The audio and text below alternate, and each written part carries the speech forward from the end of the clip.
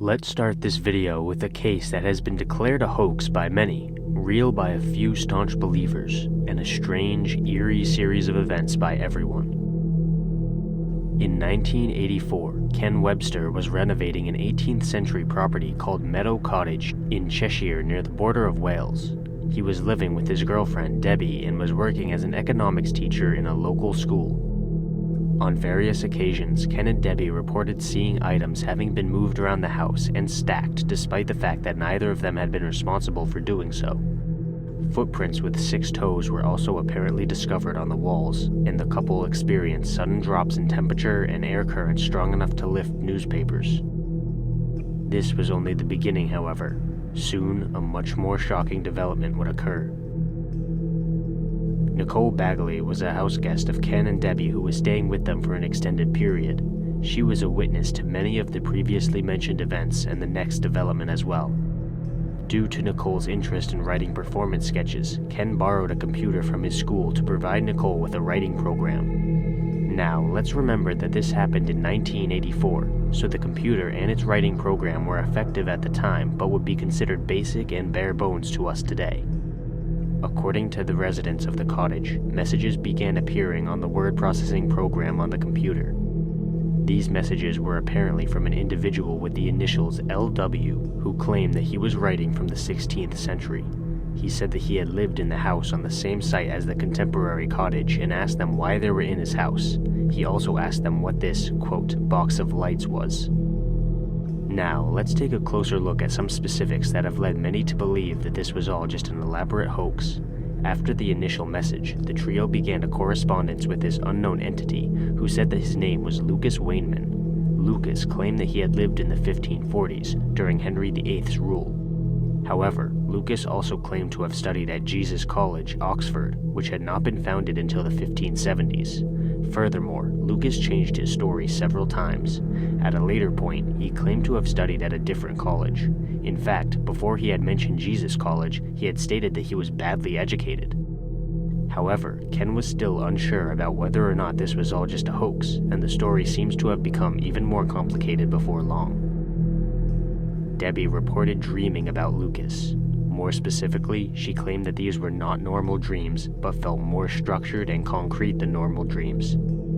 In them, she would travel back in time and interact with Lucas.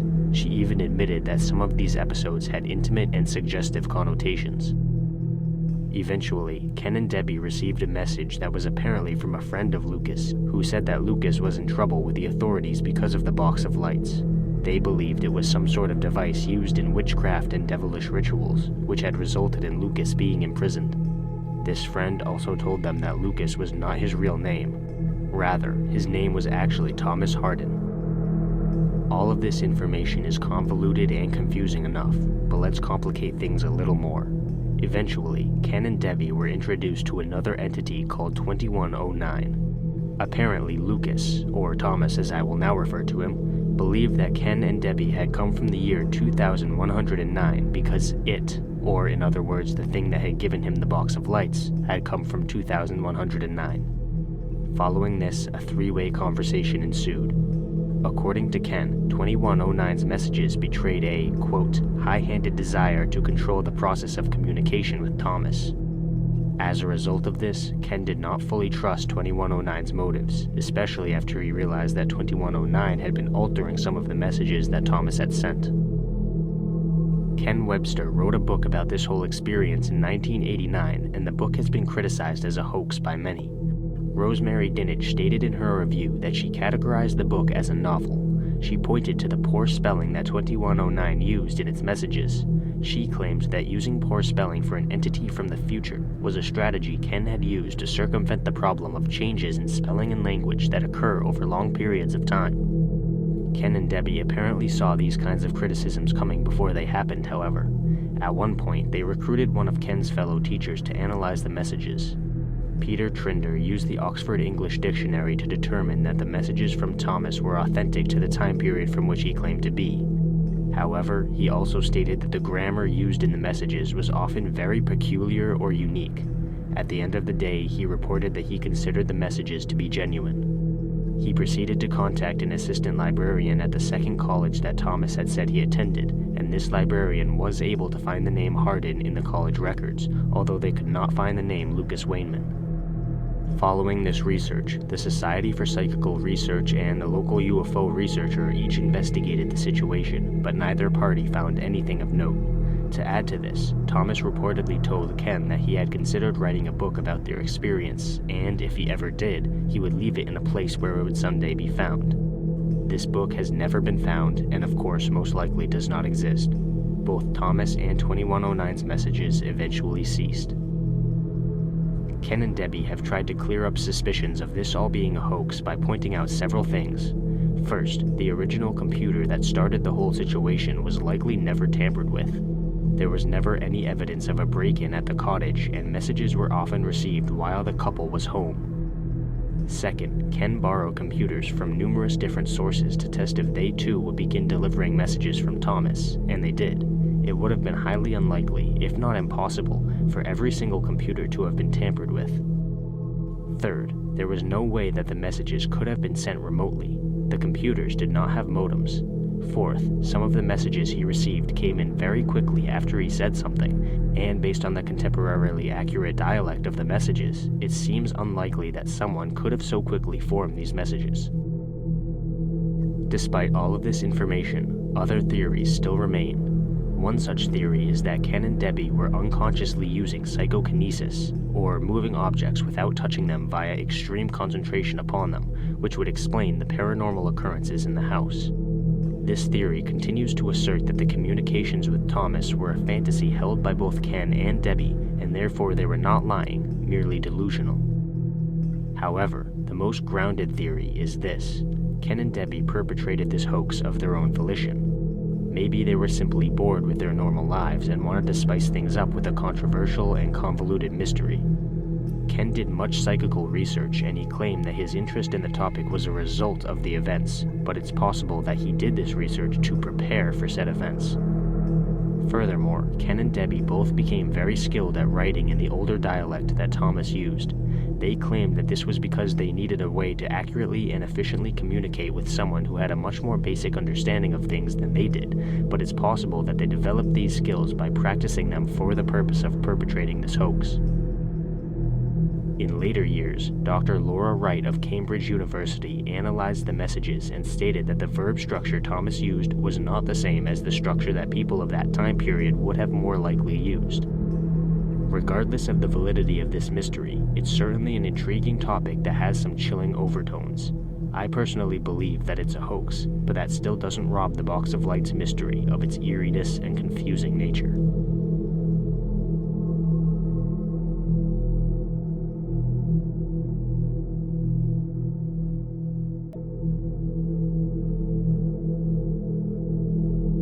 Let's transition to a mystery that is verifiably not a hoax. On May 13th of 1848, an earthquake struck eastern Siam, which is modern-day Thailand. The earthquake was reportedly a violent one, but this case does not deal with the quake itself. Rather, something very strange and mysterious occurred in the aftermath. Spontaneously, human-like hairs sprouted up from the ground in various areas that had been affected by the earthquake. These hairs became known as quake hairs. They were brown and strongly resembled human hair. However, they also possessed a significance in Senegalese shamanism. Shamans apparently revered these strands of quake hair and used them in secret rituals to imbue good fortune on those who partook. These shamans believed that the hairs came from an alternate dimension that could only be accessed during states of heightened consciousness. During these episodes, encounters with demons apparently yielded the substance. Of course, the more skeptical among us have searched for a more reasonable answer to the question of what the hairs are and where they came from. One theory suggests that the hairs are remnants of a substance that existed below the Earth's surface and were forcibly expelled by the earthquake. Another theory states that the fibers could have come from the hemp palm tree. As of now, our current knowledge does not account for quake hair. Its origins and properties are still unknown and certainly pose an eerie mystery. Who knows, maybe a future earthquake somewhere in the world will uncover yet more of this mysterious substance.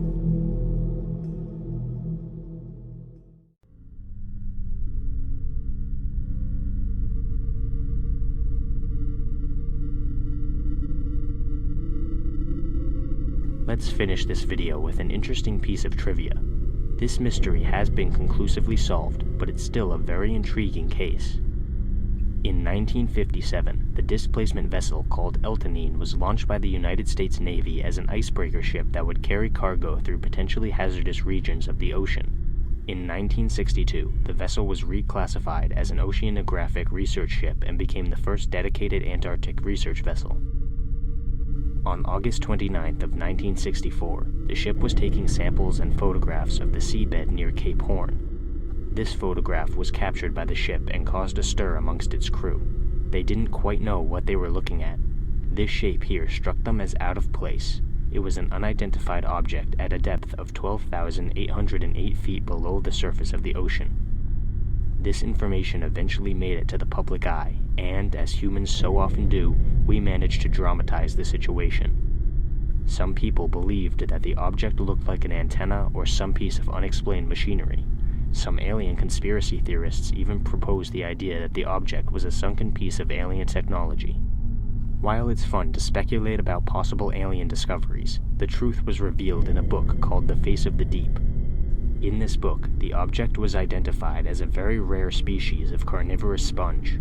Now, the only name I could find for this sponge is far too complicated for me to try to pronounce, but the point is that the Eltonine antenna was not actually an alien artifact, but rather a fairly uncommon sea creature.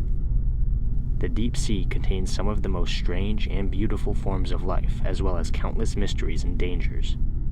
Maybe someday I'll dedicate an entire video to eerie mysteries of the deep ocean. For now, we can be content with the fact that this supposed alien antenna from space is actually a strange and unique species of our planet.